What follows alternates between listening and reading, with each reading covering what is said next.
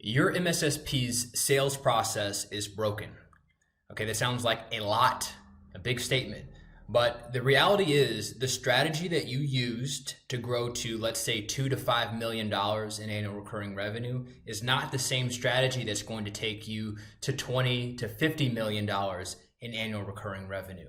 It's not the same strategy that's going to get you that big 9-figure exit that you've been dreaming about, the financial freedom that you've been dreaming about, the owner independent business where you're not involved in the day-to-day operation anymore. The level of growth that you're looking for requires a new, more scalable strategy to grow. So not to crap on sort of what everyone is doing within the space. Everyone is doing trade shows, lead generation, word of mouth, channel partners, referrals, and those are all great. You don't need to be doing scalable things to get yourself off of the ground, to get your first initial, let's say 100 customers, right? But in order to scale to 1,000, there's different tactics and strategies that are necessary. Because if you continue to rely upon things that don't scale, right? If you continue to rely upon, let's say, lead generation tactics, where you're generating lists of leads that you have to call, your sales team is able to get in contact with, let's say, 1 or 2 out of 100 people, where they're dialing every single day and getting beat in the face, that's not going to scale, right? Because it's going to require you to hire a whole entire sales force of people that are working an inefficient strategy. Trade shows are not scalable because you can't double the amount of trade shows or triple the amount of trade shows that you're going to on a monthly basis. That doesn't work. And many other things, right? They're opportunities that are decent at low levels, but they're not scalable. They're not the things that's going to take you to the next part. So again, what took you to 2 is not going to take you to 20. So here are the 3 things that are holding your current sales process back that I want to cover. The main concept is based around what we call the 7-hour deal continuum. And this essentially just means that in order for you to make a new managed security sale, you're going to have to essentially build relationship with your prospect, with all of the decision makers involved in this process. And it takes about 7 hours of them thinking about your offering, 7 hours of them maybe interacting. That could be including one-on-one interacting to be a meeting, or them reviewing some of your marketing material, or them reviewing some content that you've created. It takes about 7 hours of them thinking about you, multiplied across all these other avenues, for the relationship to be advanced enough for them to trust you, to be able to make a significant investment. We're talking about $50,000, $100,000 per year in annual recurring revenue or more. And this becomes a massive growth bottleneck for the way that you currently have your sales process organized.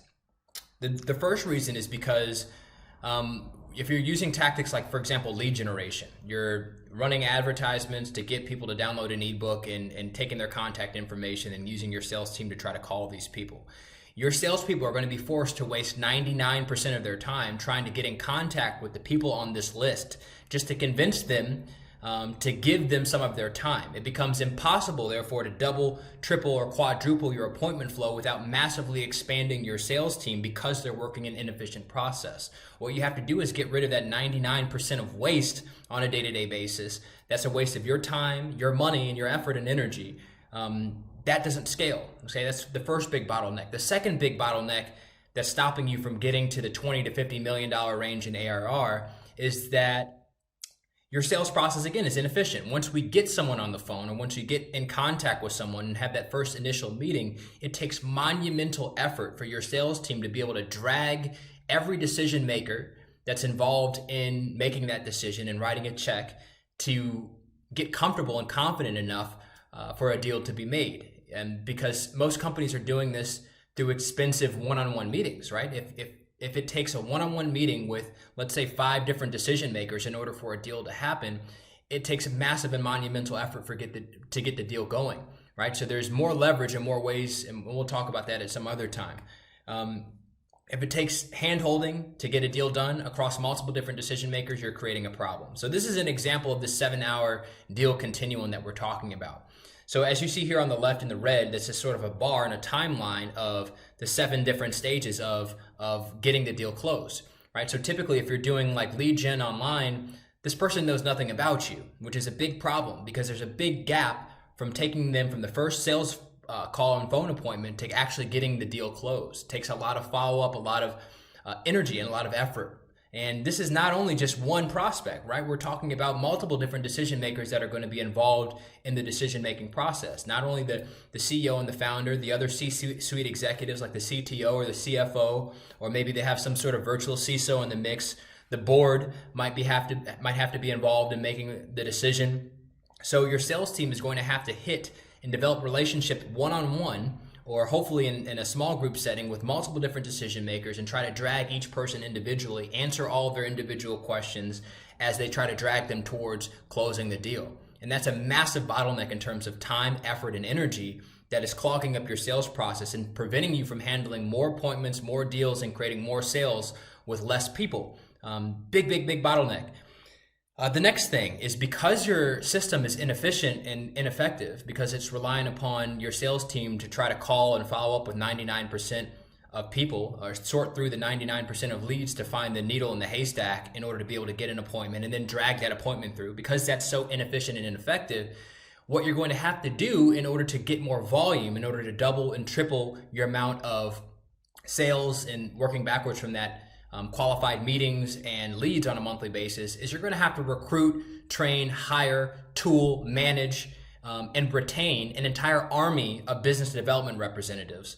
And that's a mess. It's a fucking mess. As you know, it's inefficient, it's ineffective, it's ridiculously expensive, and it takes a lot. It's kind of like herding cats to try to get a team of BDRs to consistently perform over time. All right, that makes another huge bottleneck within the process.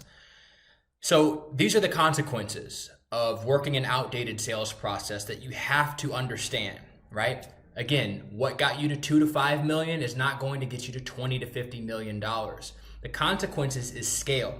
You're not going to be able to scale if your team is working an inefficient and ineffective process, because human effort and time becomes the bottleneck for you to grow to that next level, for you to consistently double and triple and quadruple your meeting flow. The next thing is customer acquisition cost.